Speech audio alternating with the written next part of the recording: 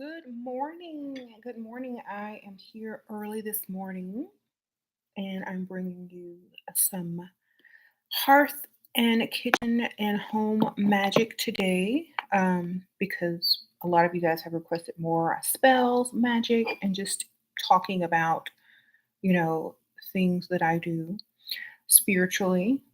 So, right now, I have this little candle holder and I put my little crystals around it and I have my candle. It's almost burnt down, but I like to store my crystals on something really pretty that I like, which is this really nice antique candle holder. And I usually have that on my table behind me, and it gets to charge, um, you know, on my table. And a lot of the moonlight and the sunlight can get in through the window.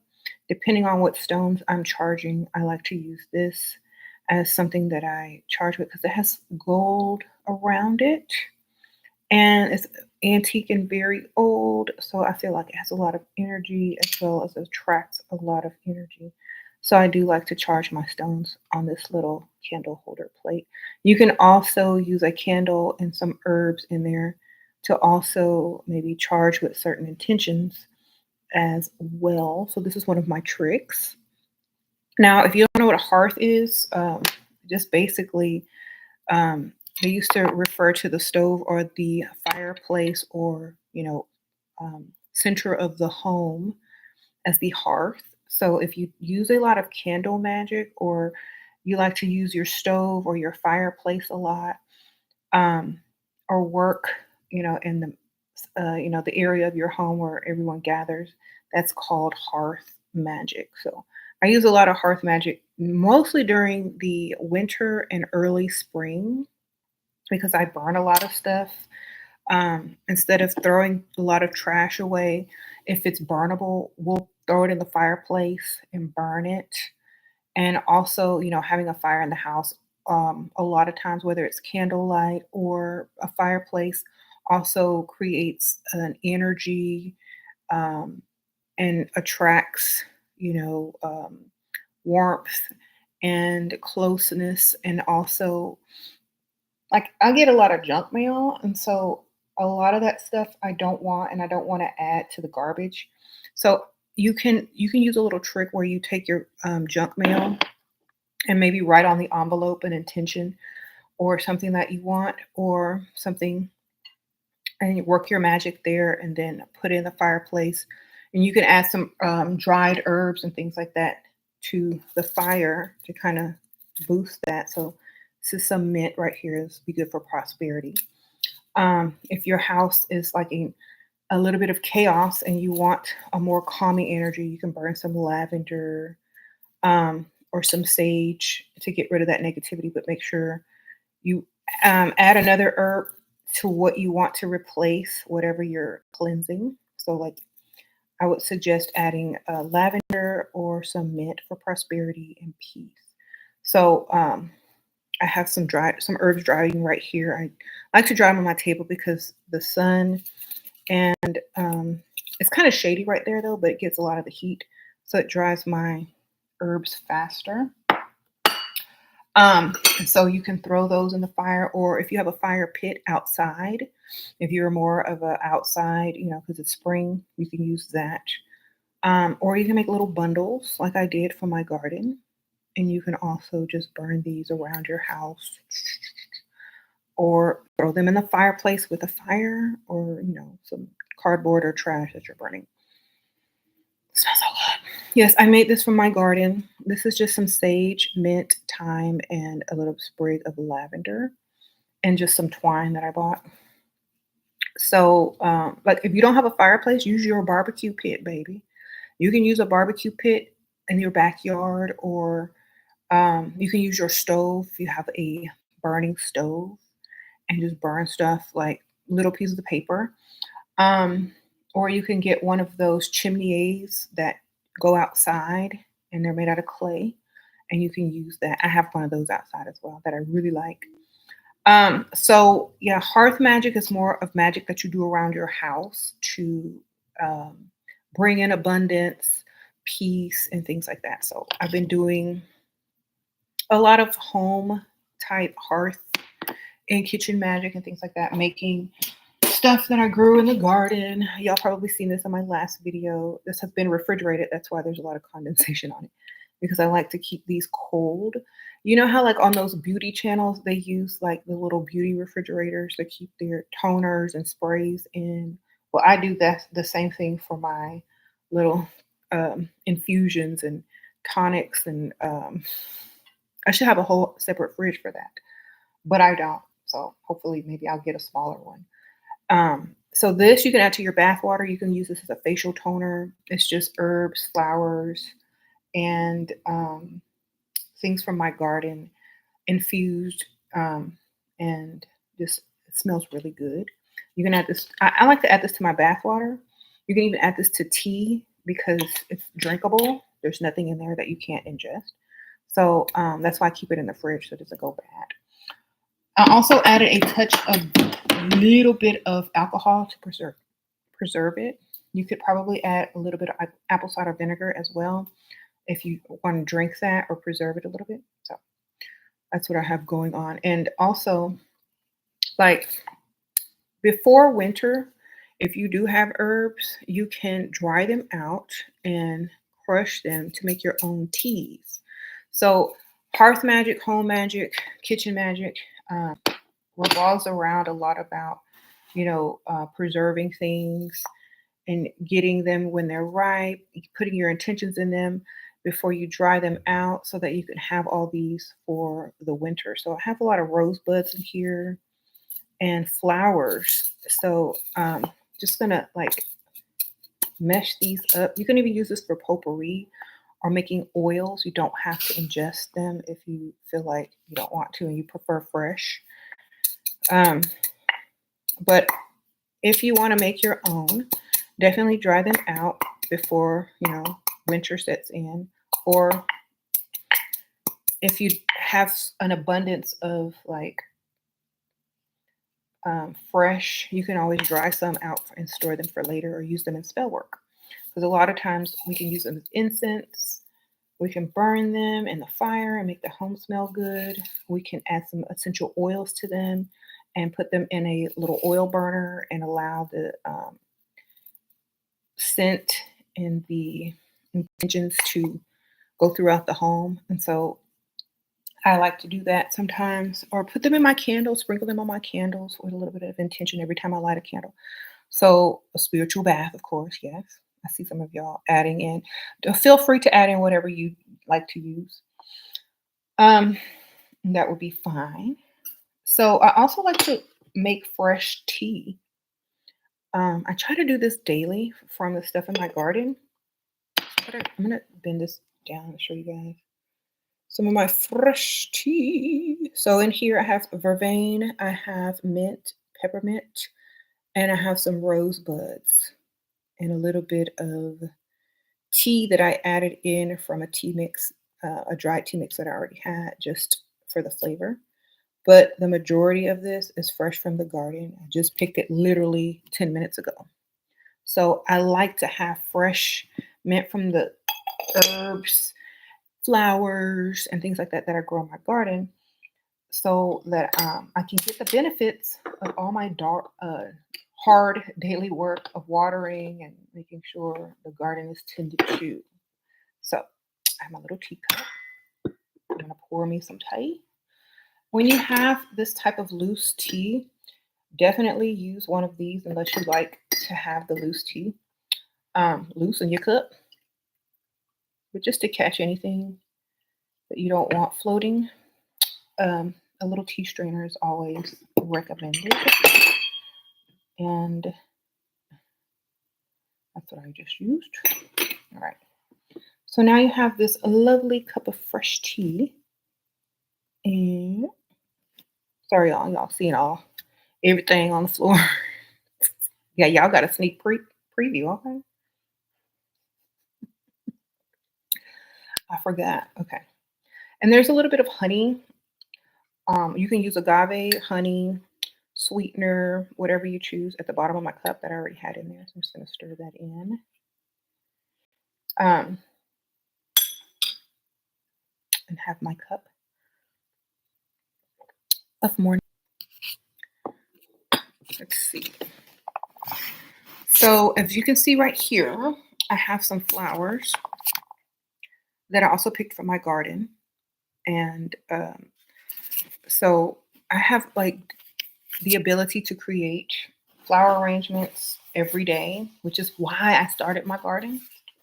That's another form of hearth and home and kitchen magic, because you can use everything you have around your house and to decorate. Um, you can do a lot of spell work during your daily routines. Like, for example, when you take a bath, you can take some of your floral and herb water or herbs and put that intention into your bath.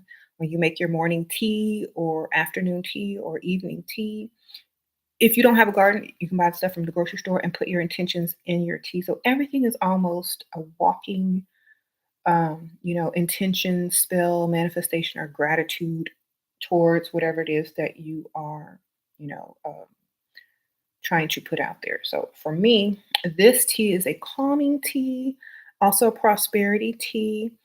And it also reminds me that abundance and prosperity is easily flowing, easily growing, just like all the herbs and flowers in my garden, as long as you tend to them and be grateful for, the bountiful gifts that is definitely going to keep coming. And if you save and prepare and, like drying out your herbs and preparing for winter and fall, you will always have abundance. So I think gardening and working with things in your home and growing things also teaches you how to reel in abundance and create avenues for abundance and prosperity to come through, and how everything you touch, taste, smell can also add to attracting those things into your life in every way. So I try to see it every way that I can use and enjoy, creating more awareness and a higher frequency to bring in that prosperity and abundance. So when I make tea, I'm not just making tea, I'm creating prosperity and abundance. When I'm drying out herbs, I'm not just drying herbs, I'm preparing and, making sure I will always have prosperity and abundance. And peace, of course. You have to, you throw in other stuff too that makes the abundance and the prosperity worth having. So I have peace in there, calm, happiness, depending on what flowers and herbs you're using. This all goes with it. Whatever crystals you're also charging, you can also add a little crystal to your drying of herbs to also put that frequency and intention in there. So just choose whatever crystal you like. If you need more self love, then choose a rose quartz. If you need more passion, choose a carnelian. If you need more grounding, choose a tourmaline, etc., etc. This is Amazonite. If you need more money, okay, just stick that in there. Then we have, of course, amethyst, which is good for everything mostly. So you just add that. A lot of people need to do their research before they, do herbs and things like that, and just herbs. Make sure you know what you're growing and what you're doing. A lot of people put stones sometime or crystals sometime in their tea to charge it, and then they remove it, of course. So that's another one. I also want to show you this book. I should have added this, but I will. There we go. I'll try to add this at the end. But this is a book that I got on Amazon. It's called Materia Medica and Formulary. And it's just they have the hardcover one, but it takes longer to get because I think they have to print it out. So I just got the paperback. So basically, it teaches you about herbs, flowers, and I'm trying to bring this in a little bit closer. And it's basically blank, so you can fill in your own stuff. Like this one is for spearmint, and you just fill in all the properties. the family, the binomial name, and it tells you what all this stuff means in the front. There's like a little glossary. Uses, constituents, actions, energetics, and then you can put like magical properties here if you like, and then it's more scientific, but also like apothecary. So it has a part for notes, so you can put pretty much whatever you want in there. So this is just good to have if you want to record whatever type of teas or infusions or stuff that you're making, tonics or tinctures, and what you used in them. That way you have your little recipe book and lists and things like that, parts used, so that you can remake them or know what you did. So I'm gonna link that in there soon. But I also like to dry some of the flowers and use them in letter writing or journaling. Um, so it's just I like to use a lot of the stuff around my home now that I have like a lot more time and energy to do so. So like right here, I have some like wax burned wax in a stamp, and I put the little flowers in there as part of my little journal page. So it's always cute to have. And also when you go back to read your old journals or your um, books or notebooks and grimoires or book of shadows or book of whatever, um, it's like you get to see what you were doing and how you were pushing, like how you were using all the things that are natural around you. Um, Hold on, I'll see if I can find that link, but I would definitely have it after because I don't want to like interrupt and start looking for it because it'll take a little while. But I'm gonna definitely put it in there after in the permanent comments. Okay. Uh-huh. Let me go ahead and I'll try to do that. Let me see. What's the name of that book? Let me go ahead and find her. Sprinkle. Oh wait, no, that's wrong. Y'all just hold on a second because so many people want that link and I want to give it to you. So let me find it, baby. Uh-huh. I will find it for you. But meanwhile, I'm going to keep talking. So when you are making any type of tea or infusion, you can always make a big batch of it and definitely bottle it and save it. You can even drink it as iced tea, or you can add it to other teas that you're going to make as a flavor or whatever spiritual properties or in the herbs that you want to add if you didn't have those herbs on hand. So you can definitely um, keep it for about a week if you don't add any type of preservative to it. It will last about a good week. So I definitely suggest. Let me see if I have that book for you. I'm gonna definitely find it and make sure y'all get that link. So don't worry. I'm also using a blank journal and just using before I even put anything into that journal, I make sure I get all the information that I need and then I just transfer it. Um, so you can also use a blank journal and then transfer it so that you don't really mess it up unless you use whiteout or something or pencil.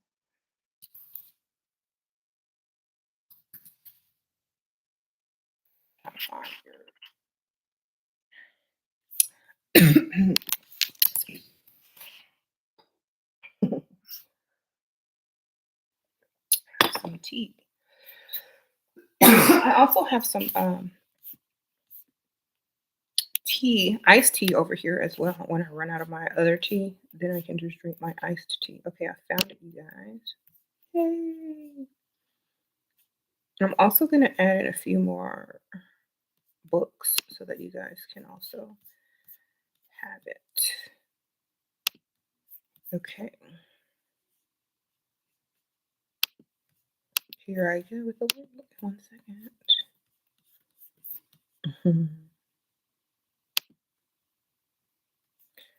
So, I don't know, you guys, it's kind of early. I don't usually get on this early. Well, I used to, but I just felt like I had a good start this morning. So I felt like going live for y'all. Yay. All right.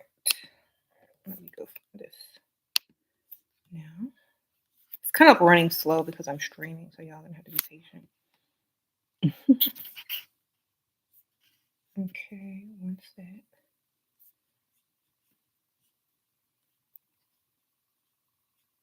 Here we go. So the link that I'm going to give you guys is going to be for all the spiritual items that I recommend. And the book should be there, like in the first two, if unless I add more. But right now, the book should be like on the top of the list. So here you go. Gonna pin it there. All right. So there it is. Y'all go get it. And any other item you see in that little store shop, um, feel free to browse through it and see what else you like. Okay, let me read some of these statements that y'all, the comments and things like that. Do I use do I use selenite? I have selenite, yes. That's I actually gave that to my daughter, but I do have a selenite stone as well. Um, and I also use different methods of cleansing and charging. hmm Okay. How do I feel about tarot? I like oracle cards right now. I've really been into oracle cards because to me it's more intuitive and speaks to me easier, and there's less guesswork.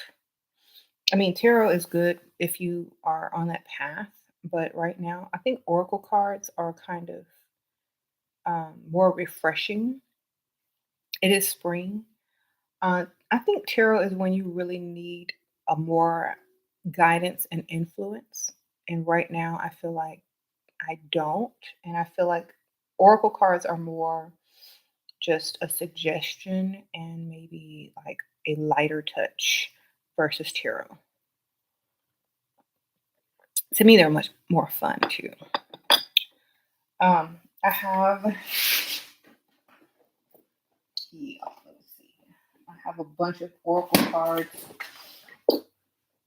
upstairs, but right now I'm carrying around two sets. I really don't. And I've been working with these a lot since I've been working with herbs. So y'all probably seen these in my last other few videos, but these just came in. The Green Witch Oracle is really good if you're learning about herbs and plants. They give you all the magical correspondences. Let me go ahead and see if I have these in here too. I'm gonna add these in there. But definitely if you're wanting to learn the magical correspondences, um, the little book that comes with this has all of that in there, the astrological sign and everything. So definitely, hold on a second.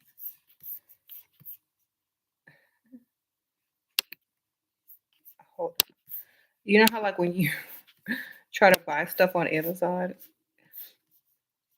and you don't finish your order, it pops up like I'm not ready to finish my order. So lettuce is desire. So I actually use these cards in a reading that I did on the Patreon because a lot of you guys joined the Patreon just to get more personalized readings last week, and we're definitely going to do that again. So if you haven't signed up for the Patreon, definitely do that because we're going to be doing more oracle and um, different types of reading, maybe a pendulum reading. Who knows? And I might do a giveaway because I have a bunch of pendulums that I have that I made a while back, and I would like to, use those as gifts for some of the Patreons and things like that as a giveaway. And maybe I'll let you guys pick the one you like out. Let me see if I can find these oracle cards.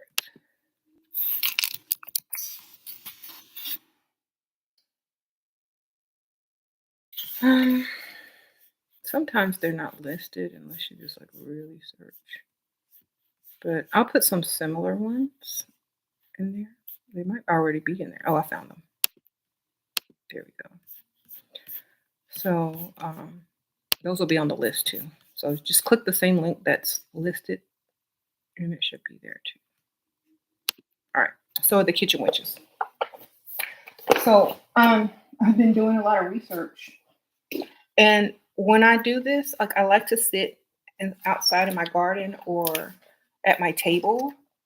So I've been doing like a lot of research and stuff like that on all the benefits and magical correspondences. So, for example, in the book, it gives you like what it looks like, what the oracle meaning is, how to harvest it, the magical correspondence, and then there's a spell. So this is a spell book, a lesson, how to cultivate it, and an oracle book all in one, which is a really good investment. So you don't have to buy this is like 3 books in one, honestly, because it gives you all the information you need plus a spell that you can perform with the herb. So I definitely recommend the Green Witch Oracle. It's so easy even for beginners because the spells are so simple. And a lot of the stuff can be purchased at a grocery store if you do not have a garden. So definitely recommend these for any hearth or green witch or garden witch or anyone who likes just to work with foods and vegetables and herbs. Um, some of these are upside down, but no. So my stomach is growling. I haven't really eaten a lot today. Talking about food, it's like reminding me I need to eat. So I like these cards a lot. It says, discover real secrets of botanical magic. Right there. So, and these, I really like these. These have to be like one of my absolute favorites. The Kitchen Witch. So here are the cards. Y'all seen these before, but I love the artwork on them. And they have really in-depth meanings in the book. And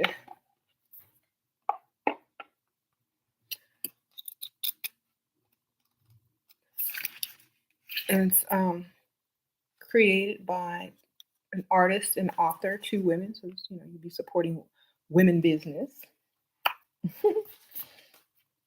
which is good. So I think a lot of cards are also very. A lot of cards have women as the creator of them. So if you buy oracle cards or tarot cards, a lot of time you're supporting a woman's business. So it's pretty good. You said pulling cards on them helps to not waste time. That's so funny. Like if y'all are like out there dating, yeah, that would be fun. An easy, quick way to figure out what you're dealing with. Um, how was my eclipse experience? It happened this weekend, and we have another one coming. I was watching. I was with my family. Like we were all sitting together, just chilling, eating, cooking. I was actually doing a lot of my research and writing and coming up with new business ideas and things like that, or ways of things like that to increase prosperity in business. So that's how I kind of spent mine, and that's how I usually spend my weekends. And that's why I kind of think that my entire, focus have shifted more towards home and hearth magic because I'm always at home and I'm always with my kids. And so I wanted to create a way to involve more of what I do, what I learned to, you know, my everyday life, and that's what it is. How I want your thoughts about psychedelics, about a lot of your friends have spiritual awakenings and doing that. I think there's more than one way to do that, but honestly, different cultures use different things. And I would say, depending on your culture, if you work with ancestors, if you work with a lot of herbal magic or whatever, if you think you need drugs to have a psychedelic experience, that's totally up to you. For me, I feel like it should come natural. But if you want to enhance it, then definitely, make sure you know what you're doing. And I don't really recommend drugs, but hey, you know, everyone has their own free will. I say life experience and observing nature will definitely help you in a more calm and relaxing way that doesn't have many side effects. So I don't know. Some people just do drugs, but if you're doing it for a spiritual purpose, I mean, don't let that be the reason that something doesn't go as planned. um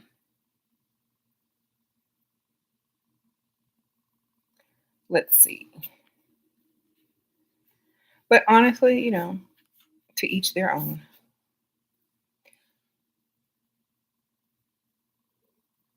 You said big ears bound to be successful, yeah, because they hear a lot of stuff and they be listening. I mean, that's probably more of a metaphor and symbolism. Like, you got big ears, that means you can hear and you can listen. You take notes, you listen, you make sure you learn, you listen more than you speak, and definitely going to gain more wisdom and knowledge that way. And now you're able to apply and get this money. Sometimes things are more metaphor. Okay. See, it's sonic ears. Okay. What is the craziest thing I have manifested? The craziest thing. I don't know, because everything I pretty much manifest is I don't know what crazy means to you. So I wouldn't know. Like, what is crazy? Crazy could be normal to some people. Well, I have no idea. I try to live my life fun and different, and do the things that I like to do. Some people it could be crazy.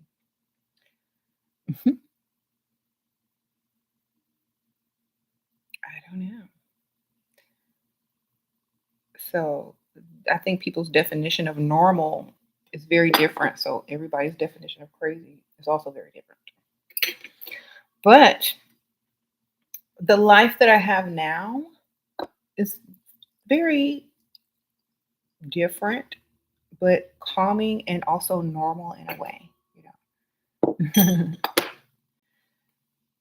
And it's fun. Mhm. Thank you. Said I look pretty. I appreciate that. I be trying. Hmm. I'm giving Empress vibes. I don't know what kind of vibes I'm giving. I'm just on here talking. Mm. So, if y'all are looking for this book and all those cards that I mentioned, the link is definitely pinned in the comments permanently at the top. So y'all go and get them if you like. Put them on your list. And if you want this really cool journal, the Level Up Coven journal, that's on my levelupcosmetics.us store, and it'll say stationery store right at the top of the. I'll just send y'all the stationery link. How about that? And y'all can get journals and pens and all that kind of good stuff. Um, and support me because y'all want to, right?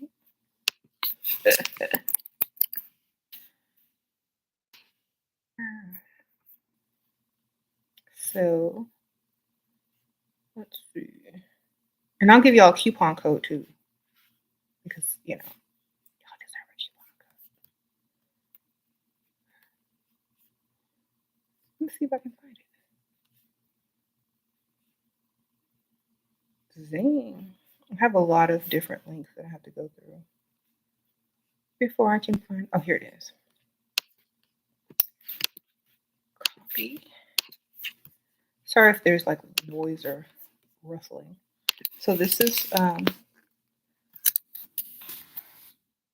Level Up Cosmetics and Stationery. Let's say Level Up Store, y'all get it. But this is straight to the stationery section.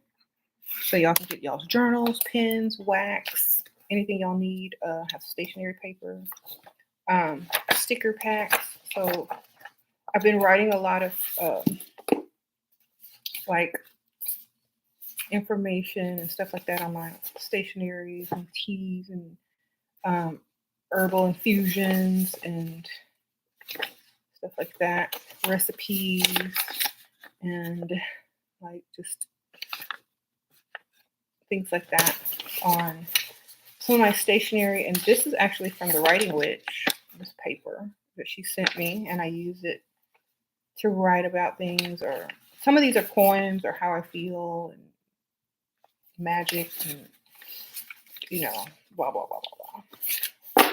So I have all these that I like to keep in my journal, and this is just my journal that I use to write in about the type of magic that I use, tinctures that I've made, my day,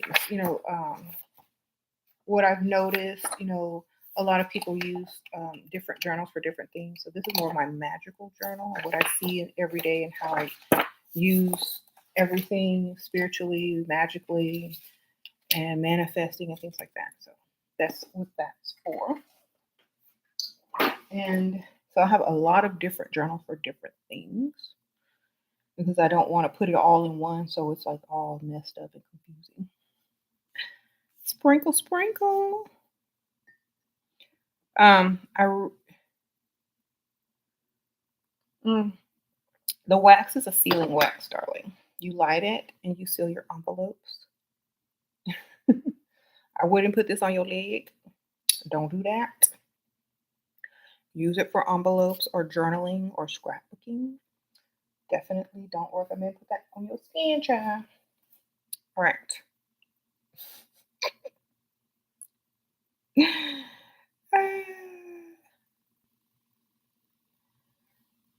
Do I use sigil magic? When I feel like it. Like it's not something that I don't use, but lately I haven't really been using it because I've been more into more natural magic and just using my words and my symbols and my own thoughts and frequency. But if I ever needed to use one, I definitely know how to do it.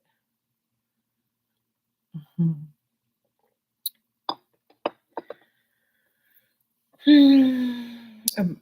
Definition for sigil. It's like a symbol that you create using words or, whatever you choose to use, but most people use words. Any suggestions for beginners? Wasn't taught any of this. Start wherever you're attracted to most and let whatever is pulling you guide you to what you want to learn. Because I noticed that when people want to learn something or want to start something new, it shouldn't feel like forced. It shouldn't feel like, oh, I have to learn it in this order. It shouldn't feel like any of that. It should feel like you're enjoying the experience and you're having fun and you like it and it's pulling you in the direction that you want to be pulled. Because whatever you're attracted to, that's what you should be learning about. So if herbs and plants aren't really what you like, maybe stones and crystals. If you don't like any of that, maybe sigils, maybe symbolism, maybe just spell work in itself, maybe the law of the universal laws. I always suggest learning those first, universal law, before doing any type of spell work. It will help you write better spells if you write your own, or it will help you understand how spell work can work. And also, I would definitely also suggest manifesting and definitely learning universal law and then spell work. So whatever you do, learn that first. It's not very long. It's like maybe one chapter in a book, the universal law, but to understand it is to be able to apply it and see how it works in your everyday life. So I would start there. More mental and more mental magic first. Mhm. So this tea that I'm drinking, what it does is it gives you like a very nice sense of well-being, and it also brings in prosperity and abundance, and it's just very tasty as well. So I know that when I drink any tea with vervain in it, it always, or verbena, that's another way to say it, that I always just feel like very leveled and like not all over the place. Does working with dark energy require candles and tools? Um, Most magic doesn't require anything except your mental. If you The tools and things are to represent symbolic and metaphor in what you're trying to create. You know what I'm saying? So it's a reminder and a physical, like you're bringing this energy into the physical. So you're using physical things to attract it into the physical world. So you don't have to if you're mentally strong enough and you are the physical. But if you need reminders and things to pull it in, yes, stones, herbs, crystals, they have their own frequency. And if you charge them with your intentions, they can help you to bring that stuff in. Okay. Um, how do I keep such a calm composure? Um, I just do. I mean, what else is there to have? When I'm mad, I'm mad, and when I'm calm, I'm calm. You said you learned that after you've invested. Okay. Well, yes, y'all could get that verbena. I grow it in my garden. You can get it from most nurseries right now and plant it. And you don't really have to start from a seed. They sell them already as little plants that you can grow. And if you don't have a garden, get you a little pot and plant it in there. Keep it in your patio or in a window where it can get some sun. Okay. Um, you said I control emotions. Yeah, I mean, I try. Most of the time I do. You said you broke and woke, but not trying to be broke. I would never claim brokenness ever. That's number one. If you claim it, you claimed it, girl. Don't be claiming that. Shoot, sure. Let me pull down my wig. You make me you making my wig crawl backwards with that language. Don't claim what you don't want. That's number one. Okay. Don't claim what you don't want. Don't I know a lot of people are used to speaking these types of words and it's not really conscious that you're doing it, but you just did it and you wrote it in darkness on my end anyway, because my screen is black. So don't be doing that, girl. You better reverse that. Yeah, don't claim what you don't want. Do you need a statue of a god or a goddess if you are working with dark energy? I don't think so. Like, cause like, what would that have to do with it? Has nothing to do with it unless you want it there. If you have a goddess that represents dark energy, I mean, that could be just, your personification of it.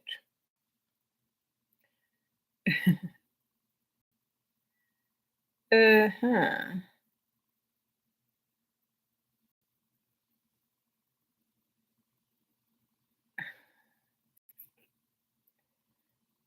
Um, well, honestly, there, if you learn the universal law, there are ways to transmute everything, loopholes in a lot of things, and the way that the way that we see things is not always the only way. I'll say that. So a lot of people choose one way. They really believe that, and that's how they live. But that's why I tell people to study universal law because you can see that there's infinite ways to do anything. And you can always be correct if you learn transmutation, or you can always feel correct and know that you're doing the right thing for you if you learn, you know, transmutation in the law of rhythm. Very easy. Um, can you? Let's see. Maybe she wrote the other channel can help you with the broke part too. Okay. Some people who are woke, okay, they don't want to be in the system. Okay, whatever. That has nothing to do with me. A lot of people live off grid, and that's perfectly fine. A lot of people do all of that, and that's perfectly fine. But for me, I there's a way to coexist in between all of this in every dimension and aspect of quote unquote wokeness. And when you figure that out, you are a master. Okay, there you shouldn't fear anything, and you should be able to move in any direction at any time that you choose because you can. Okay, that's the true magician. Not honestly, that's a true magician to me, or someone that knows or is a master of self when you can move in any direction at any time, no matter what. Documented, undocumented. I mean, you can have a fake name. I don't know, whatever.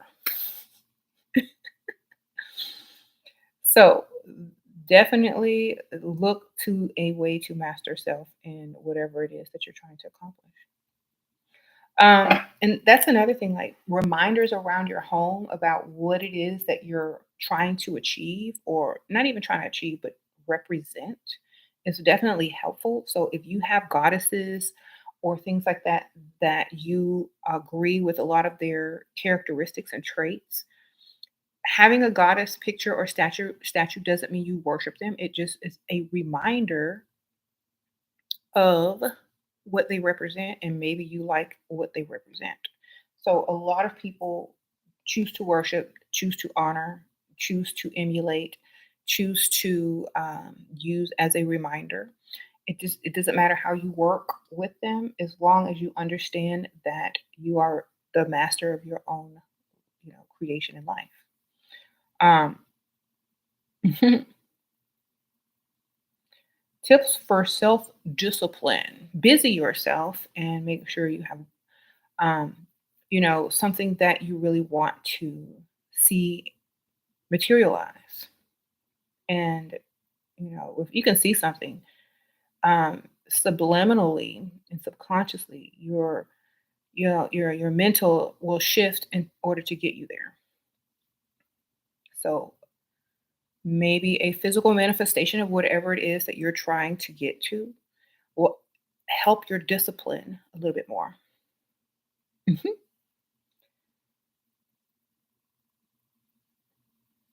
Mhm. Can the Disney princess goddesses, but I think Little Mermaid chased the man, so not that part. Well, I'll say one thing. She knew what she wanted and she wasn't gonna let no man stand in the way of the other man. You're not gonna stand in my way, man. I'm going to the other man. um, but she was young, y'all. She was only 16. How we can't help that kind of stuff at 16, so we'll give her a pass. Yeah. So, you said, can I explain the Erzulie family, the differences? Now, I'm not really going to go into depth on different, things like that. That's for, researching on your own. If I do make a video on that, then yes, definitely I will. But this video is more about magic in the hearth of home. And, I will say that a lot of times, if you work with Erzulie Frida, then you're going to attract a lot of beauty, abundance, men, things like that to your life, sugar daddies. So I used to like a lot of what she represented years ago. I still do, but definitely check out some of my older videos. Maybe just type in that name on all of under my videos and things like that, and it should pop up. Do you believe that there are multiple aviators of you walking around in this part of one country? I don't care. Like here's the thing. Even if there were, I wouldn't care enough to even think about it. I'm too focused on what I'm doing. So to me, there's only one me at this time. And I feel like a lot of people want to be in multiple places at one time. Well, honestly, if you study the law of um, mental, you already achieved that. There you go. That's all you can do. You said what's her name again? Girl, Erzulie Frida. Look, I said it like a true southerner. I'll type it in. Okay. Erzulie. Erzulie.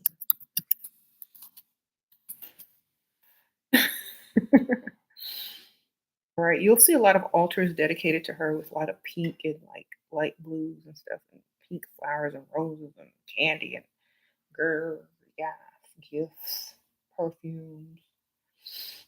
Like if you're gonna work with her, you gotta set her up like nice. You gotta give her some champagne, some rosé, some roses, some perfume, not no cheap stuff either. Okay? So a lot of people that work with her really set her altar up fine, baby. Like some people treat her better than their own mama or self, or if they're a man that works with her, their own woman. You have to spoil her basically. But what it's teaching you is how to spoil yourself, like first before anyone else can, and that's more for my other channel. Okay. Mhm.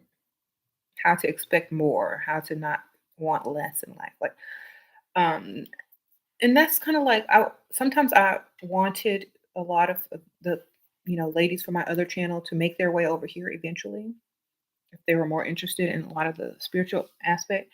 And so for those of you who have, working with her will definitely, because she wanted to be a kept woman. So a lot of her magic was, done with a lot of stuff around the house, like flowers, stuff you can find in your house, teas, wine, luxury, cosmetics, jewelry, anything that you could find in a lady's home that would, bring prosperity, men, and, being spoiled.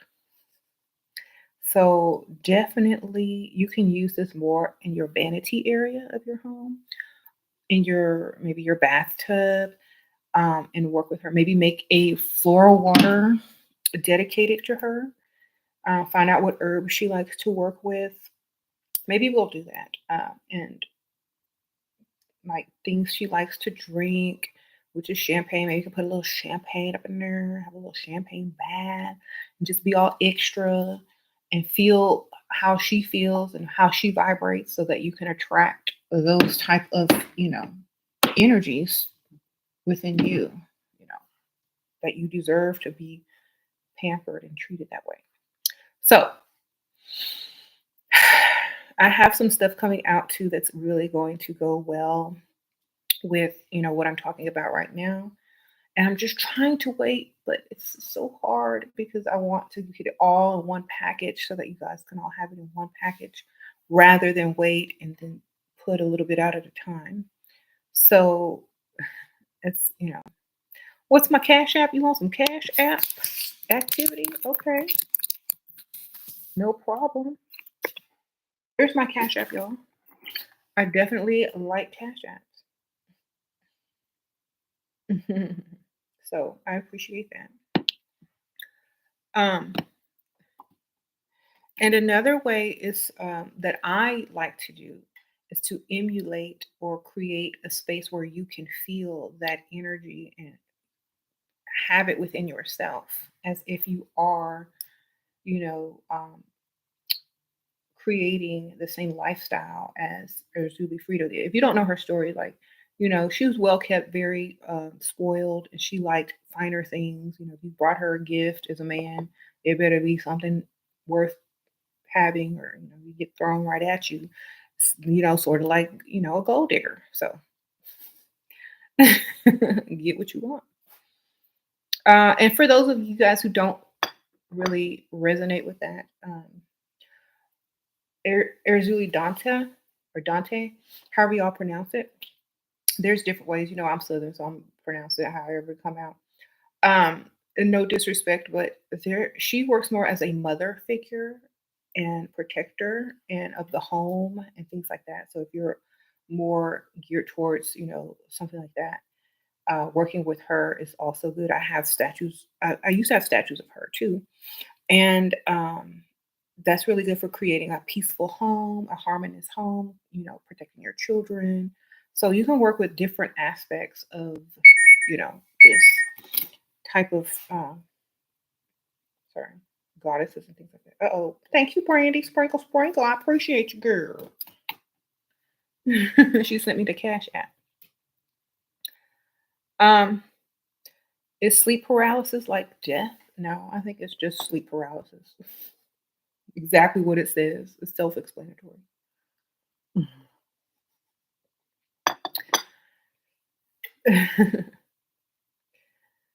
um, am I interested in the afterlife, heaven? Do you read about people's experience? Not so much. I feel like, instead of worrying about the afterlife so much, worry about this life, and the afterlife will be really good because you lived the best life that you have now, you know. Um, and I feel like sometimes the afterlife may not even really be the afterlife. It may be the life that you're supposed to be living now after you realize that you're worried about the wrong thing. You know, it shouldn't be something that you look forward to, and it shouldn't be something that you fear. It should be something that's just like what tomorrow is going to be. Okay. Create the life you want now. If you're a master at creating this, you can create whatever you want after. And that's why in a lot of these ancient, writings and knowledge, they teach you how to master this life, because if you master this, you can master whatever. Okay. So master this and stop worried about that. Because if you can't master this, how you gonna master that? Work with what you know, expand on it, learn, apply it, live it, enjoy it, be grateful for it, continuously create so that you can also bring more in abundance and things like that. See how you can do it in different ways, whether it's gardening, growing, thinking, mental, business. It could be any type of magic that you choose. You can do it with a tea, a bath, tonic. However, you can see that you're creating and using what's around you to master your environment and your life. When you pass or go to the other side, you're going to be so used to doing that. You may not even know the difference. You may just continue to manifest, create, and do all those same things and continue on and on and on. You know what I'm saying? So if you focus on mastering, controlling, and using what you have and whatever you can't control, instead of reacting to it in a negative way, learn how to use it and transmute it into what you want it to be, then you have no issues and you should have any, no fears. Okay. You said you want that link of bowl spill? What? Mhm. Um, Money bowl spell. That's in the spell playlist. on my YouTube channel. Just go to my YouTube channel, click on playlists, and there'll be one called spells. And all my spells are in there, and that one is definitely in there, I think. Um, mhm. that money bowl spell really works.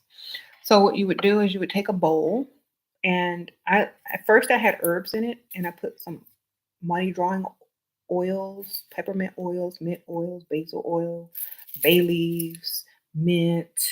I threw like an Amazonite crystal in there.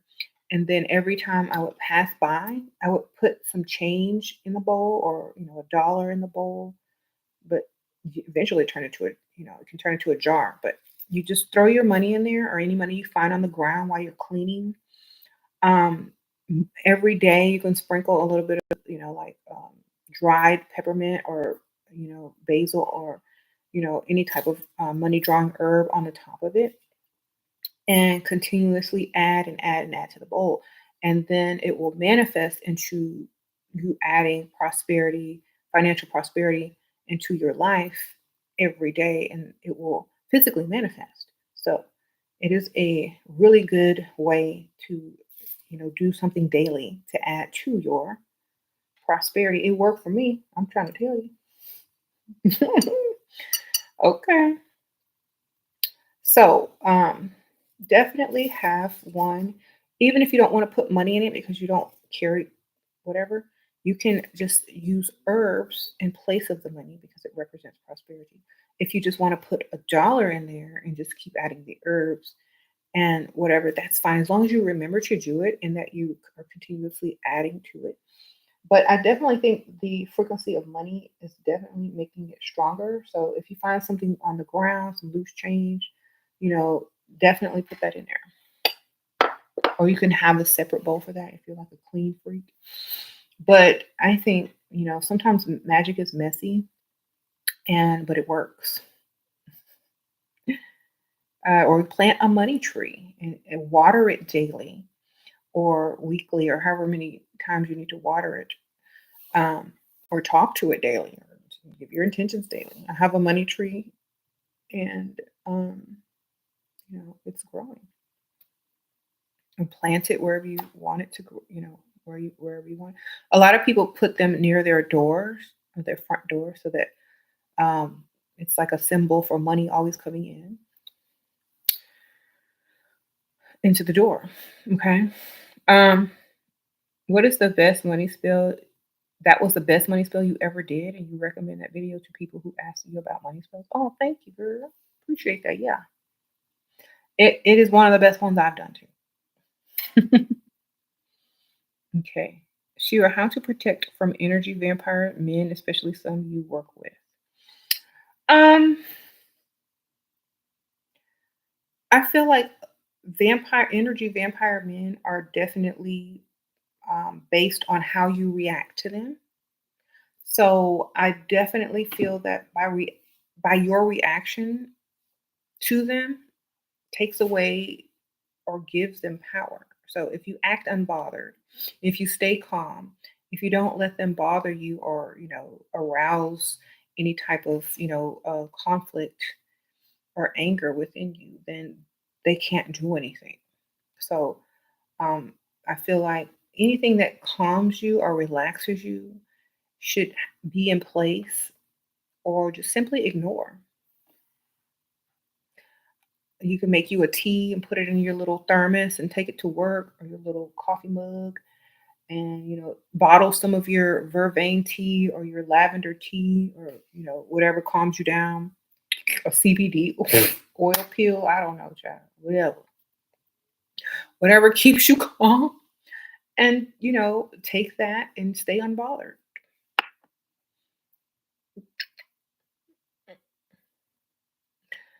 Or you can get my lipstick that I have called Unbothered as a reminder to stay that way, darling.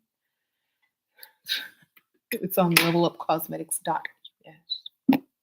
So, yeah, just stay unbothered because they can't take anything that you're not giving.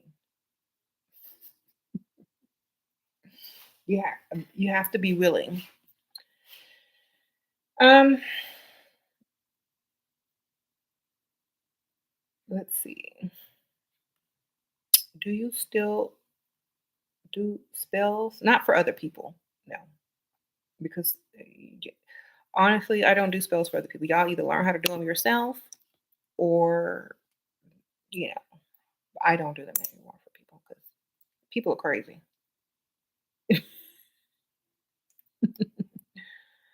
Some people take things too literally according to their lack of knowledge and they don't realize how magic works. And so sometimes I end up laughing at people and I shouldn't do that, but sometimes I end up laughing on how people perceive magic and how they think it works. And so, if you are a student and you learn how to do spells yourself, you'll understand how magic works a lot better. And so if you ever go and ask someone to do spell for you, which you probably won't if you learn how to do it yourself, you will understand how it really works and not how it works in the movies. That's not how it really works. That's a metaphor for entertainment. Okay. Do I still do the money ball spell? Um, I actually have other ways of doing that type of magic now, but because I don't really carry any change with me, I don't use cash. So it's kind of hard, but I use my herbs and things like that. I have oils, herbs, and candles and stones. Mhm. What's the most important part of magic? You. Sprinkle, sprinkle. How you perceive it.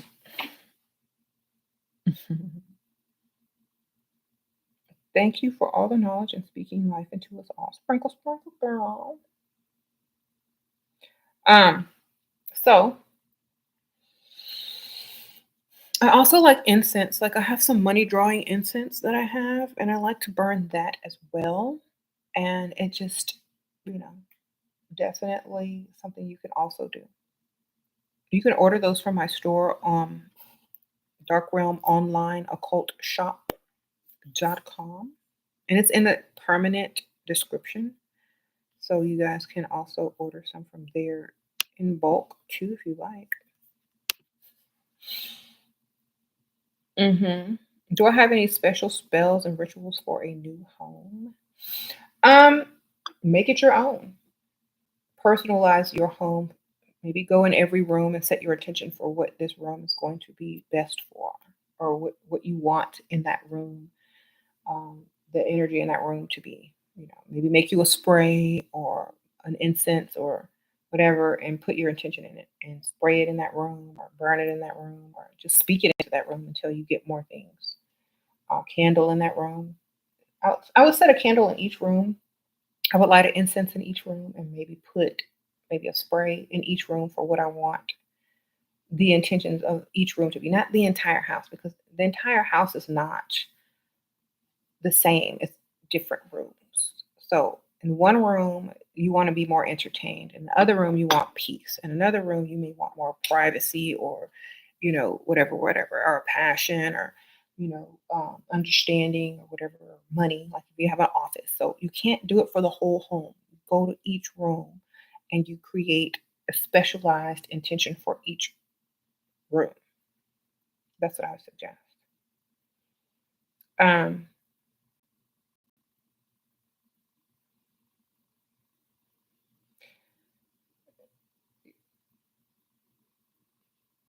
Use spells on how to get rid of addiction. Well, I don't know, but a lot of people use amethyst, the amethyst stone, and they carry it on them, and it represents sobriety, and it makes it easier to stay sober or want to stay sober. So I suggest you get you some amethyst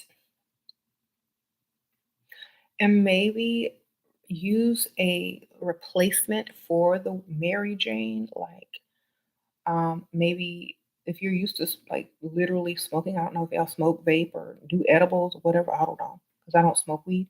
But maybe you can use something in its place for a while. Maybe just the smell of something burning will be helpful to you. Like maybe you can burn some sage around your house, and the smell of that may calm you a little bit. Um, Maybe you could burn it instead of smoke it until you ease your way off of it. A lot of people don't think it's bad. A lot of people want to get off of it because it's not conducive to their lifestyle. So, I mean, something doesn't have to be bad in order for someone not to want to do it. It may not be conducive to your lifestyle because people's lives change. You have more responsibility and you need to do certain things. And if you are addicted to something, it's never good, no matter what it is. So, hmm like, so, hmm definitely make sure whatever you're doing is, you know, good for your life and your future and those around you. You said mugwort is good for that? Do it before you go to sleep because it'll make you sleepy. You're trying to manifest a new home and for you and your kids, and you're going to start scripting today to add to your rituals. Good for you. Definitely use a manifesting journal and maybe allow, if your kids are old enough, have them help you manifest, maybe cutting out pictures of the houses that they like, or making a magazine or something just as a visual reference, or maybe online and you can print it. Because, kids' energy is much more magical because they don't have a lot of doubt and they don't have a lot of like fear and things like that. So it definitely will help you.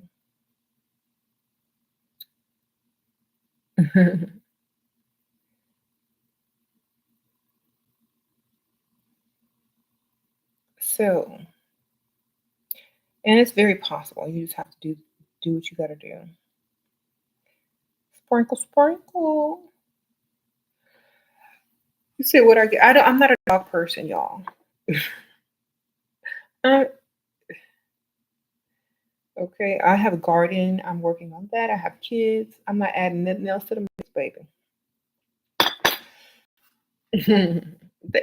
A lot of people are, was raised that way, but I don't feel like it's necessary. It's like having another child, and I don't think it's necessary. Um,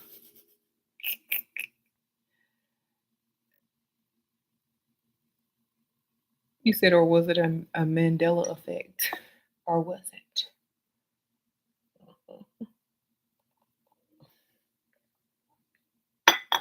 All right. You said your kids manifested your trip to Hawaii, Disneyland. Cool. hmm And so a lot of stuff like when you're working magic and manifesting things, sometimes bringing innocent people with the best intentions into the mix is good, but that's it. Like, don't include everyone. Like, don't tell everybody what you're trying to do because a lot of people will try to talk negative about it. And the less people know, the better. And just show them the pictures after you got what you've been manifesting and let them hate then afterwards. Like, you can go ahead and hate now. I've got it. Don't allow people to, and it's not them that's putting the intention out, it's how they make you feel about what you're trying to do. They may make you feel like you can't do something, and that's the worst thing. So, allow them not, allow them to celebrate with you after you have what you got, but are manifesting, but don't allow them to help you manifest if they don't have your best intentions in mind. That's a nice way to put it. Because and they may not mean any harm to you. They may just feel like they have a better suggestion or another way for you to do what you're doing. But instead, it may sound negative to you and you may feel discouraged. So just allow them to celebrate after you've already gotten what you're trying to get. And don't be bothered. Okay. Because your plans could change and you could change directions. And then they'll be like, well, I thought you were going to do this and I thought you were going to do that. So allow yourself to be free in, creating the life that you want. And if you are involving others, make sure they have the best intention for you. Children usually do.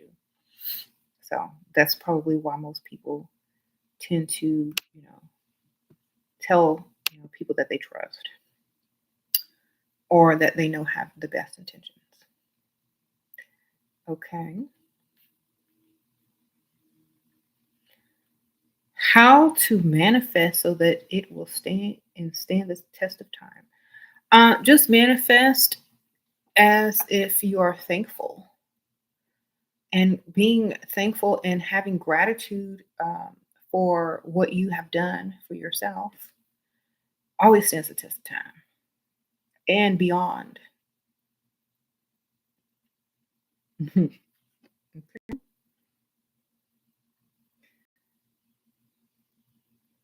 I think, okay, and beyond. Like Buzz Lightyear. hmm You rarely tell people that you're trying to manifest or what you're trying to manifest. Good. They don't need to know. Um, until it's done, right? But honestly, if you are manifesting and you feel like you want to tell people, tell strangers. They're less likely invested in whatever you're doing and may just say, oh, well, good luck. Okay. Tell strangers that will never see you again or whatever. And those are the best people to tell if you just have to tell someone. Um, I think a lot of people, I think strangers, not strange in a bad way, but just like people that you probably never see again, maybe at the store, at the post office, wherever you're at. Some people you may never see again. It's okay to have small, polite conversation with people, and if that's what you want. But you don't always have to tell everything to the people that are closest around you if you don't feel their intentions are good. So keep that in mind.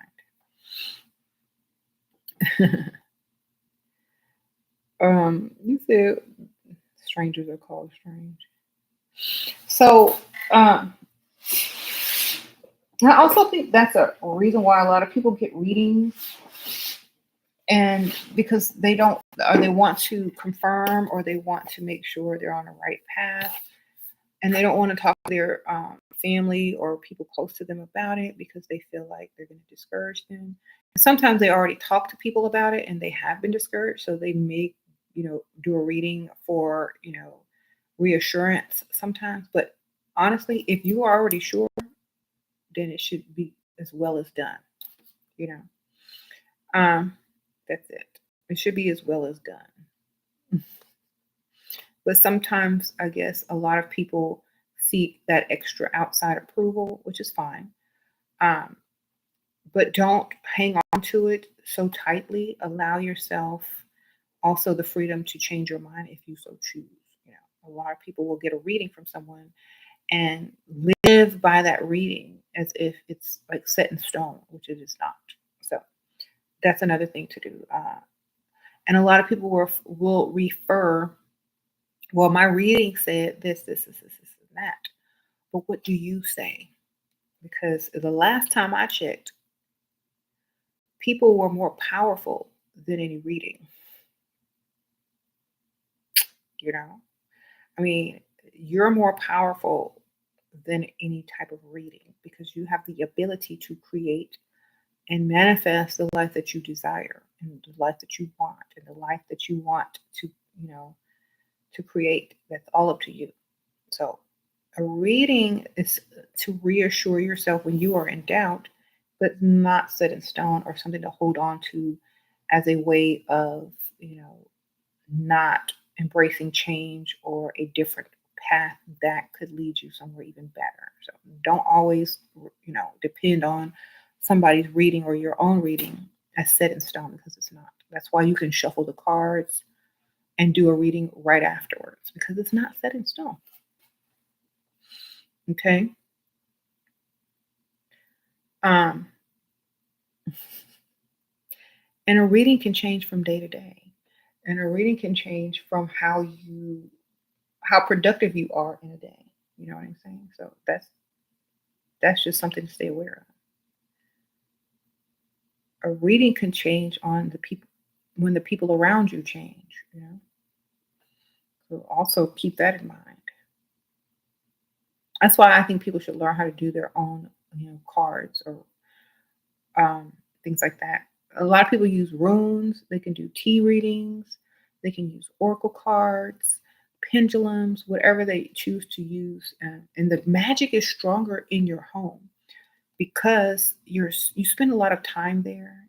A lot of your thoughts and energy and intentions are there, and so you're going to get a better reading in your own home anyway, not somewhere else. Not, um, you know, it's better if your own energy is into it because you're reading your own energy and it's stronger in your home with you, and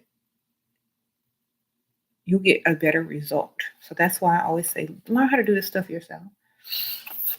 Yes, you can get a second opinion just like anybody else can, but do it for yourself first. And whatever your intention is and whatever vibration and frequency you're putting out is going to be strong if you're sure of yourself, and it's going to translate to the other reader. Um, so don't try to be totally psychic at work. Uh, I wouldn't even call it being psychic. Be aware of what it is that you're trying to create. Like, be aware of what you're trying to create because that's what we're doing. We're not the effect. We are the cause.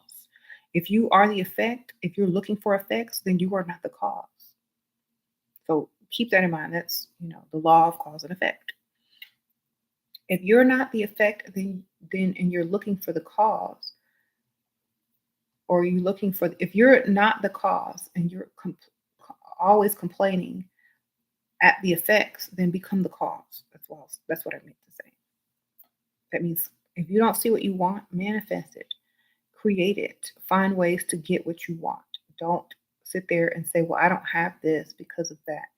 And now I'm frustrated today.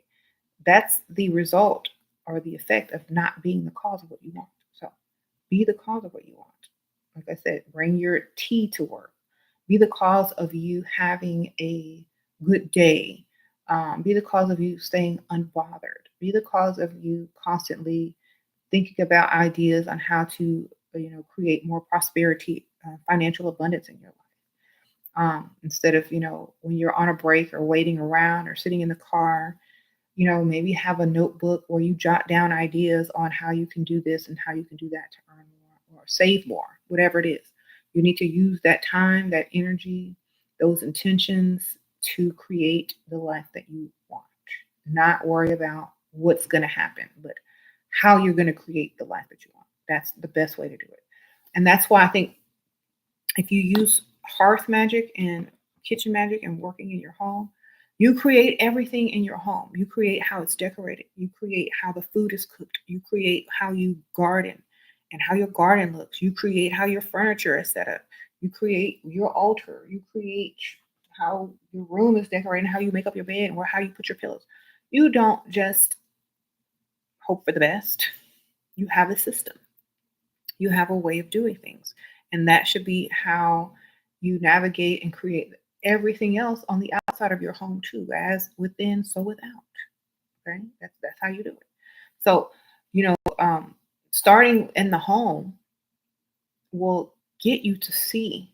Well, if I'm the manager of my home, if I, create everything in my home and it runs smoothly, then I should be able to do that with everything outside of my home as well, and in my life, and in my relationships with other people, because, that's why they call it a home maker, because we be making stuff. How we do it is how we made it, and we created that. You know, they say a house is a house, but a home is totally different. A house is a physical construct, but a home is what you make it. You walk into that house, you feel a certain way. How it's decorated, how it smells, how the furniture is set up, blah, blah, blah, blah, blah. You will feel totally different walking in the same exact house that's decorated totally different with different smells. Da, da, da, da. Do you feel warmth in this house? Do you feel safe? Do you feel secure? Do you feel like, anything is possible in this house? Or when you walk in, do you feel cold? Is it rigid? Are you afraid to touch something? How do you feel in each house? How do you want to feel? then go create it. That's how you do it. And when you step out, same thing. How do I want to feel in this world? Then I'm going to go create it. As within, so without. And um, that's it.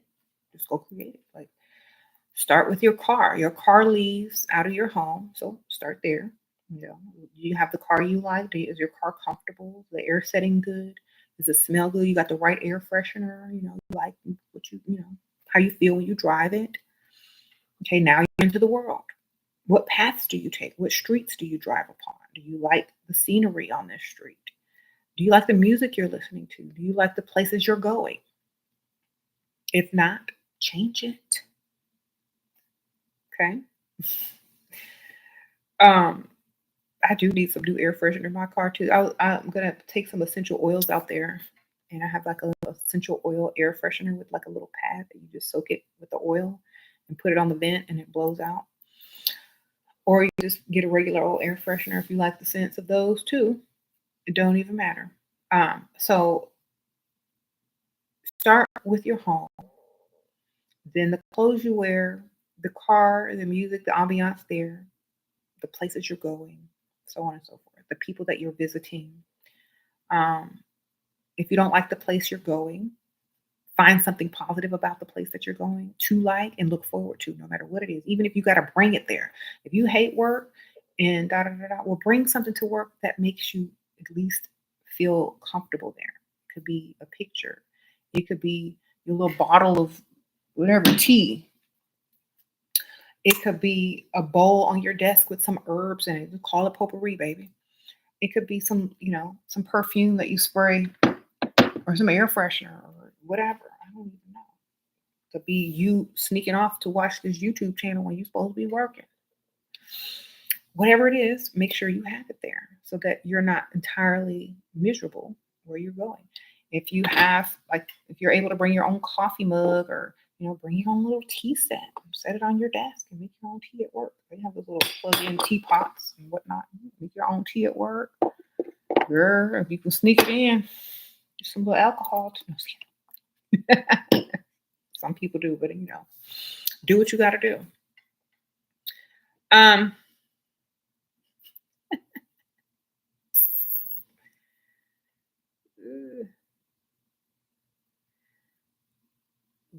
y'all know when I used to work back in the old days, I had me a little margarita at lunch. Um, on my lunch break.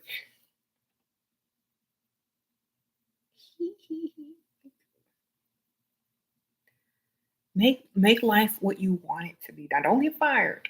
You know, get you a peppermint, put that in your mouth. Don't have more than one or two.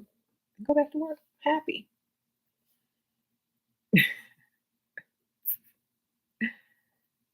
Do I think you are kinder than or now? I'm kind depending on what I'm dealing with. You know, I can't say I'm better or kinder now or then. I'm kinder depending on what I'm dealing with because sometimes it's not a time to be kind. And when you gotta be evil and mean, then you gotta be evil and mean. When you gotta be kind, you be kind. You know. I will never say I am one thing because I am multifaceted. And yes, I will cuss you out if you deserve it.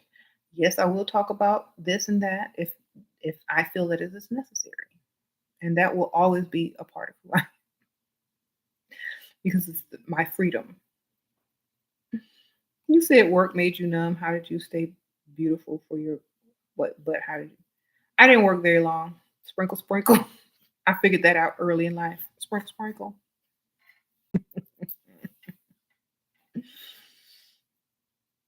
Okay.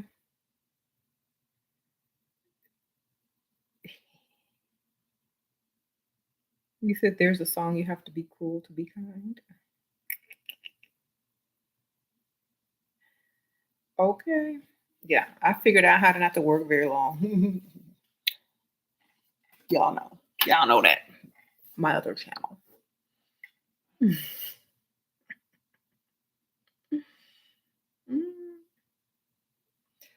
So make sure however you figure out how not to, however you figure out how to create the life that makes you happy and is exactly what you like or very close to it, then keep going, keep creating it. No matter what other people think, they don't have to live your life. You know?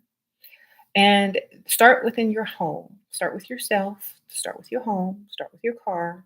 Start with where you're going. Da, da, da, and just let it expand from there.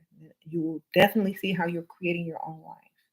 But I think starting in your home and your hearth and your kitchen is definitely going to show you metaphorically, symbolically, subconsciously, subliminally on how you can do it on the outside as well. Okay. hmm You said you thought what made me numb? Work. I didn't work very long, so it doesn't matter. Like I hated work. I'm a Pisces. We hate work unless we're working for ourselves.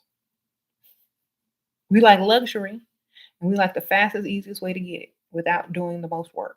That's most Pisces anyway. Unless we're working for ourselves, we don't like working for other people. So I would definitely say better to work for yourself, get the life you want, and not have to worry about doing something that you don't like. Definitely. Because that can make you numb. Doing something you don't like every day can make you numb. So I would definitely suggest finding a way around it. Um, you said you a Pisces and you don't work, okay? Because why would you want to? To a lot of people, work seems like a scam. It's like something ain't right here. Figure this out real quick so I can get on with my life. Um, that's how I felt my entire life. Like after my first job, my second job, I'm like, this is a scam. I got to figure this out quick. The faster you figure it out, the better because it is a scam.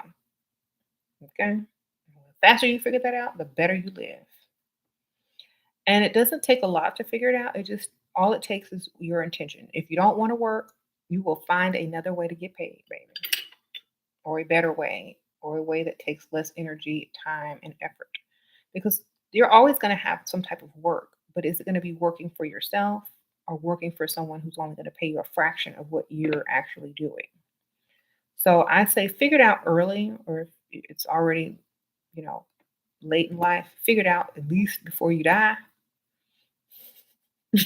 so you can be free. Okay. I think the best people to learn this from are the people that definitely don't like to work and have found a way to make money without working for other people. Those are the people you need to be learning from. Um, or, at least getting advice and tips from. Because not everything's going to work for you exactly the same because we don't have the same personality or the same way of thinking. But if you can get like the basics, definitely help you. Um,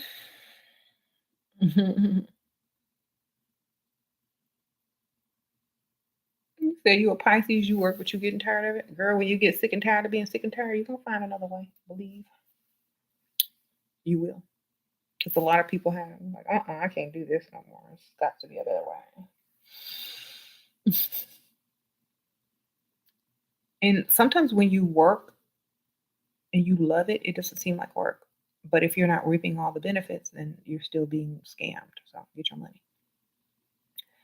Um, and that goes like, okay, so an example of this in the home. When you work in the home, okay, let's say you work. You're cleaning your house, you're cooking, you're cleaning, you're doing all the stuff that you really don't like to do, and no one appreciates it. And so one day you're like, wait a minute, since no one's noticing, stop and figure out what is it I really want to be doing, you know. Or you're gonna figure out a way to make that housework benefit you in some way. Like those ladies on YouTube who put the camera up while they clean. They put on their little leggings and get that little Swiffer out and be like, "Clean with me while I get paid on YouTube." You know what I'm saying? I mean, people are creative these days. People are not going to sit back and be like, well, I'm just going to suffer because I'm too lazy to think a better way. People are going to be like, you know what? I have to clean this dirty house anyway. Let me go ahead and put the camera on me. I know I look good while I clean. Put some aesthetic music in the background and call this clean with me. Get my Swiffer out and make this money. Okay, great, wonderful. Because you was gonna have to do that anyway. You might as well get paid for it. Or some women would be like, if I'm cleaning this house every day, all day, unappreciative, I could start a cleaning service and hire some other women. Or I'm tired of cooking. Maybe I could start a catering company and get paid, or maybe a recipe channel that shows cooking channel. A lot of people do this and they make big bucks, and it started out of their home. Most people's business start out of their home. Most people's soap making, apothecary businesses, beauty product businesses start out of their home because that's where their most energy and ideas are, where they're most comfortable, where they fear of failing less. And when some people think about starting a business, they think, oh, I got to go get a building and rent it out and get a loan from the bank and do all this extra stuff that's very unnecessary. While most women start their businesses out of their own home because that's where they're most comfortable, and that's why they thrive because they don't have that overhead expense. You know what I'm saying? So you don't have that overhead expense. You don't have to worry about no this, and that, building and permits, da, da, da. As long as what you're doing is you're able to produce out of your house legally or create out of your house legally, then do that. Don't try to be too much when everything starts from within. And that's another part of hearth magic and kitchen magic and home magic is that you start where you are. You don't try to be like, okay, I'm going to start a business and I need all this stuff that I don't have the ability to get right now. And I'm going to have to go into debt to get it. No, you don't. Start at home. Done. hmm You oil paint and slow and sing what to do. Film it, baby. Oil paint and sing on film at the same time. See what you come up with. Maybe you have to make up some songs due to copyright or sing for 30 seconds at a time. You do what you gotta do. All right. Just let y'all know the copyright issue on YouTube. So you can't do longer than a few seconds. And if it's someone else's song. Okay. hmm You feel a bit bad to hire another woman to clean. You have to pay them extra good if you did. Okay.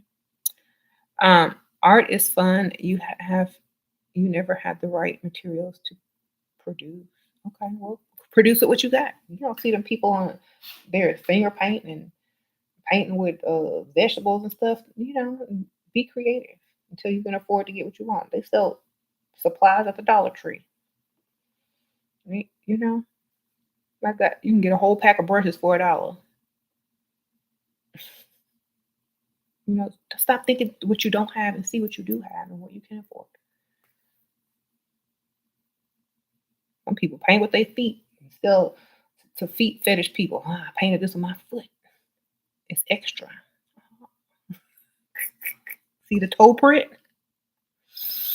So, sometimes it takes creativity as well. Toe freaks, foot fetish people. Sorry, excuse me if you are one of them. We'll buy it. Foot painting. And then you can, oh, yes, look, film your foot painting and see how much you get paid on YouTube too or Patreon. You said that's too much. Wait till that first payment come in. You're gonna be squirting paint on your feet every day. Talk about, ooh, this feels good. Anyway,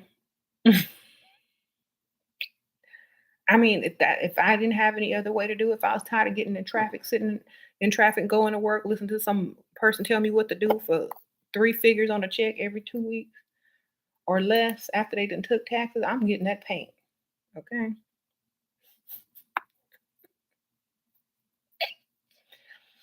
I'm sorry, I don't care. Like, it's better than being miserable. So, and you can do that in your own home. Okay. That's definitely something to consider. All right. And look, a lot of people will say, oh, well, they won't let you do that on YouTube because they think people, the foot fetish, tie your hands behind your back. They don't know if you're missing some appendages or not, and that would be discrimination and do your thing. Then one day in the long future, there's loopholes, baby. Always a loophole.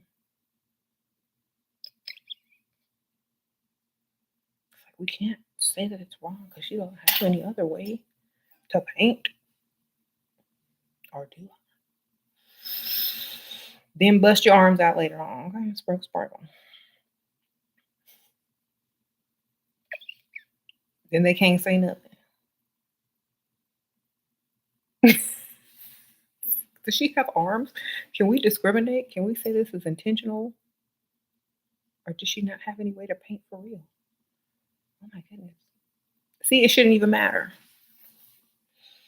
Then they can't do anything about it. All right. You said being told what to do, policies, working with people you don't like. Me either. I can't. If your rule list and policies are longer than my attention span, we can't work together. Because I'm gonna forget halfway through what you just said and do what I was gonna do anyway. I'm sorry, I'm gonna do what I want to do anyway. When I do something wrong, just remind me because I'm not memorizing that stupid list. If I can get away with not doing half the stuff on there, that's what I'm here for anyway, because y'all know I don't go to work. So I'm going to be taking every shortcut, a long lunch break, and using the loopholes to get away with what y'all don't want me to get away with. So just so we know, that would be me.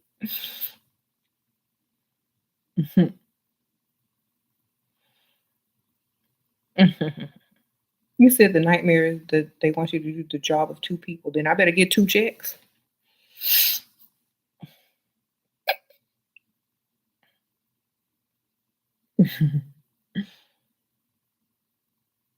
That's right. You better get two checks. You said, can you recognize warlocks? Yeah, just talk to them. Their language will give them away. The words that they say and use will definitely give them away.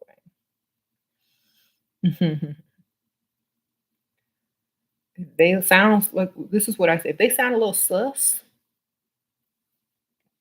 definitely. Mm.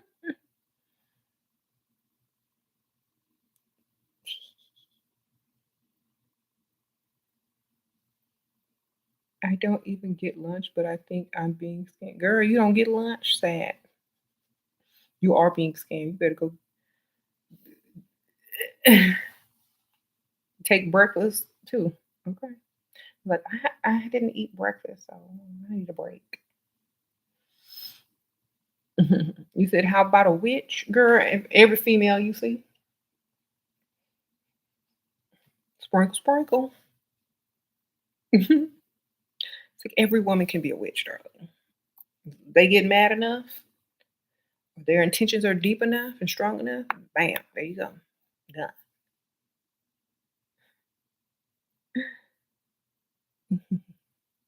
You said that's horrible. What's horrible? It's not. It's all. It's real reality. Shoot. Ask any man who done made a woman mad. See if you feel like he ain't cursed. Uh,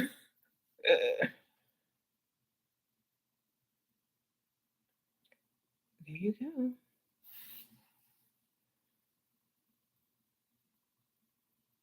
So yeah, I think most women, whether they know it or not, are definitely have the ability and the power to do what they want. It's just when they enhance that awareness and add knowledge to it, it becomes even more powerful. Okay. So it's like you naturally have a gift that no one teaches you about, and maybe society makes you suppress it. But when you start learning about yourself and other ways to enhance your own personal abilities and magic, that's when you become more powerful. Okay. That's why a long time ago it was hard to find this knowledge and this information. You had to go look in books and go to bookstores and online stores. Sometimes they wouldn't even sell it in certain bookstores or carry it in certain libraries, like spell books and knowledge about certain things. You had to go really search. Now it's being thrown at you, like here, take your power, take your power.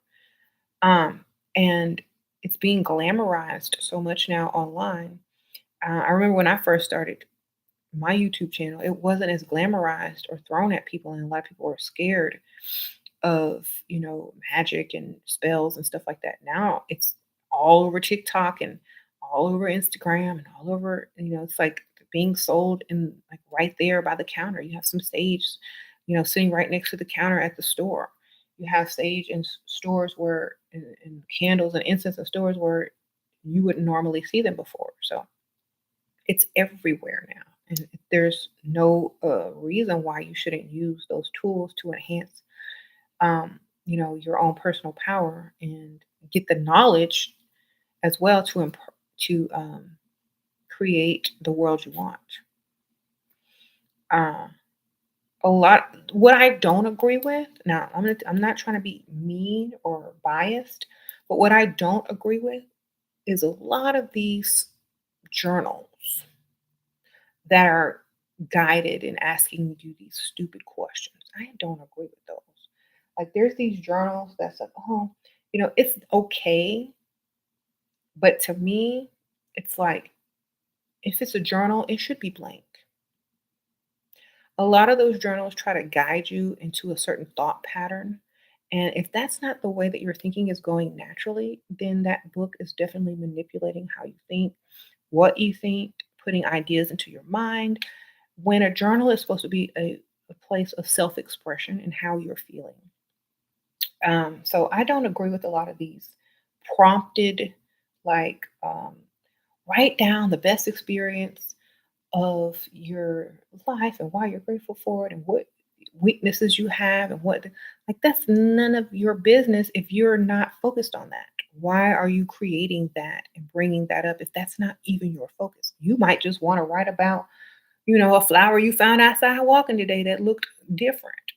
And you open this journal and it has all these, crazy stuff in there. Like, I'm not even thinking about that crap. I have given, I have bought like a couple of them just to see what they're about. And I'm like, this is stupid. And it feels very manipulated. You know what I'm saying? So I don't use those type of things. I feel like write freely about whatever it is you want to write about. If you like journal prompts for inspiration, but not specifics, then use it as an inspiration. But yeah, I think a lot of these self help guided journals are eh, not good. Hmm. And it's also like an invasion of your privacy. What if someone found it? What if somebody found it and read it, or you lost it and they're like, haha, I know all your inner thoughts and fears and da da da da da. I'm like, or do you? Or did I make something up because I was prompted and I couldn't think of anything? So a lot of that stuff, if you can't think of anything because you're like, oh, I don't have any this and that, should I skip this page or should I make it up or add something close to it? You're not even getting it authentic, journal page out of it if you're not even feeling it. Yeah, they do feel icky. Like you can pick one up and just feel the for me anyway. I don't know about you. I can feel the negative energy coming from those type of journals, and I rarely use them. But I did buy them out of curiosity to see what the prompts were, and I feel like those prompts are very distracting and deterring. A lot of them are. Hmm. It is very limited. It's not even like I wouldn't even consider it a journal. I think a workbook for spilling your goods when nobody asked, not even yourself. Hmm. So definitely don't recommend those. You said the aliens are always watching you. Girl, I don't care about them aliens. They probably wondering why they watching. They probably regret. Dang, I regret turning to this channel. Shoot, I gotta finish the show though. Mhm. Go ahead, aliens. Watch them people twerk. Have a good old time. I wonder what the aliens, if they exist, are most attracted to while watching humans. I think they like twerking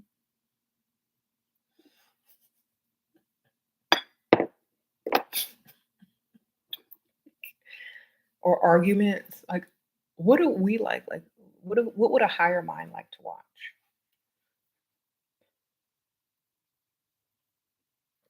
I think it would be being watching people stay unbothered and the reactions of others when they can't bother them. Uh-huh. It's like, dang, that would be comedy to them. Like, you said the aliens don't look like aliens. Girl, what does a human look like? Who saw the first human? How do you know? Like, we could be all hybrids watching ourselves. That's what TV is. Sparkle, sparkle. Aliens watching aliens. Don't even know they're aliens. All right. Okay. Well, I'm not. Y'all ain't gonna separate me. I'm an alien too. I'm an alien, a human. I'm a Pisces, a soul. I'm everything. Whatever else y'all trying to be, I'm that too. Y'all ain't gonna get away with being separate. Okay. Look, you say you differently alien gang. Shoot. I might have an alien boyfriend. You don't know.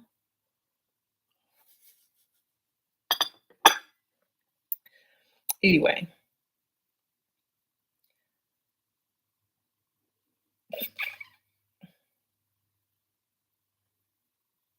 so my alien baby, my alien man. Told y'all, level up. Why get you a human on Earth when you can have an alien?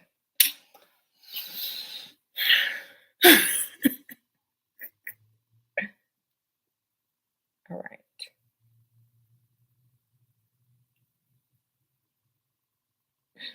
Hmm. DNA got altered, and that's why the cells are called jail cell. You got to break free and level up. Ah. Can you do a spell on yourself to forget how people look like? Amnesia, because I would like to forget some vodka. Sprinkle, sprinkle.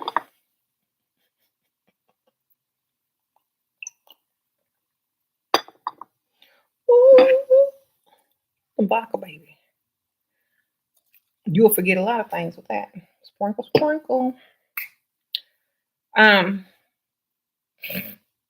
fermented potatoes, distilled. If you want the herbal constituents, some of it uses different herbs as well. Juniper. All right.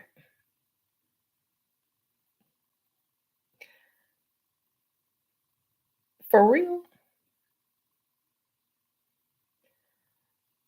But honestly, you like if you want to forget people, then fill your mind with new knowledge. Study um, whatever it is you're doing. Become like more interested in other topics or people, and gradually the memories will leave. Hmm. Because think about it. Do you remember your third grade teacher? Do you remember, stuff from way back in the past because you filled your life with so much other stuff and learned so much more that you have to really try hard to remember those people. So make it the same way. Like do so much, experience so much life, learn so much new knowledge. If you're a people person, be around a lot more people, and then just allow yourself to move forward gradually.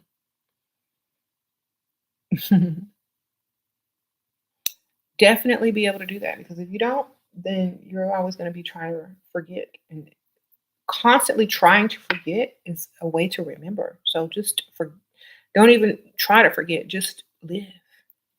Just live. Do I ever do yoga or meditation? Yeah, in the past.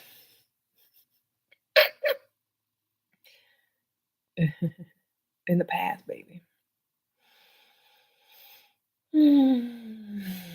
A lot of people will try to get you to do like stuff like that. You can if you want, if you feel like that's what you're wanting to do. But like right now, I'm feeling more just feeling my way out.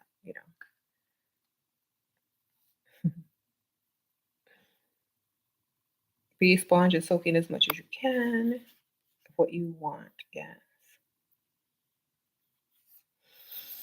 So my motto is do what you want, do what you feel, do what you like, and make sure it's beneficial.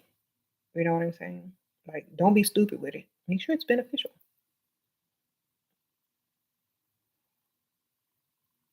So find a way to have your way. Find a way to have your cake and eat it too, and benefit off of it. Okay. The first time I ever saw that, I was like watching a YouTube channel of this lady eating cake and getting paid on YouTube, ASMR channel. I'm like, girl, she have her cake, she eat it too, and she getting paid.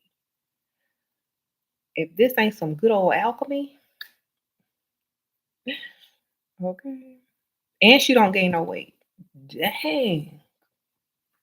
Don't you those skinny people that can eat whatever? Uh Now, if you never thought magic existed, go watch that.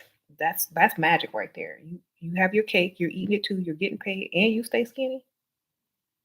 Huh? What about ethics, universal law?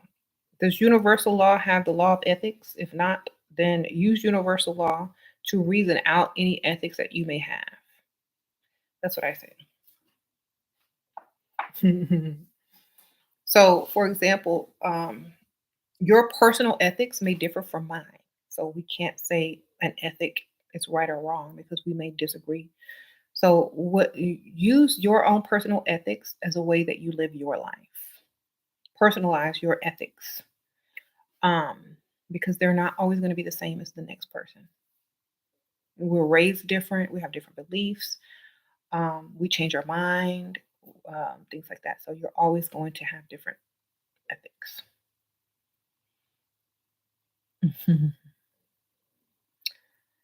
um,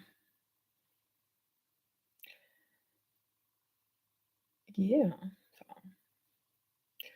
all right. Well, I hope this video was helpful to you guys. I tried to stay on as long as I could and talk about things that are helpful to everyone. And remember, if you're going to start practicing or on a spiritual path or just trying to do a little bit more intention, you know, put a little bit more intention into your daily activities, definitely start in the home and work your way out. And then pretty soon you'll be able to create the life that you want, um, with ease and unbothered. Okay. I think it's very important that I think a lot of the reason why, during the quarantine we were forced to stay home is to learn how to create from within. Okay. And a lot of times, a lot of people were having issues with that, and they were panicking and they didn't know what to do. They were fighting and doing all this crazy stuff until they figured it out and calmed down and started to create the life that they wanted and started to see it unfold into the rest of the world, and it become, whatever that they wanted it to be. So I think we should do that. And it all starts at home. It starts within. And how they say, how my man says, if you want to make the world a better place, take a look at yourself and your home. I added that part in, and make a change. Create what you want here so that you can create it out there. Um, make sure that you're not trying to create from the outside within. Make sure you're creating from the inside without, 'cause that's how energy flows. Okay? And I'll see y'all on the next one.